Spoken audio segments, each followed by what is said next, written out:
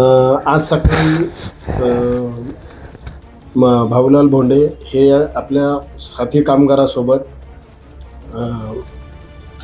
मोटरसायकलने हे जे आहे ते ठक्करग्रामकडे जात असताना पाचपौली पोलीस स्टेशनच्या डाव्या बाजूस पुलाच्या समोर एका जाणाऱ्या NICC कंपनीच्या टँकरमध्ये अडकून ते टायर खाली गेले आणि त्यात त्यांचा मृत्यू झाला. सदर याच्यामध्ये आमचे ठाण्याचे स्टाफ आणि हे तात्काळ मदतीला जाऊन मृतकाला जखमीला जे आहेत हॉस्पिटलमध्ये पोहोचवले आणि बाकीची कायदेशीर कारवाई झाली आहे आणि टँकर व चालक हे आमच्या ताब्यात आहे. विविध कायदेशीर कारवाई होत आहे. घटना सकाळी 10:30 वाजेच्या सुमाराची राहणारा हा समतानगर जरीपाटच्या हद्दीमधला आहे.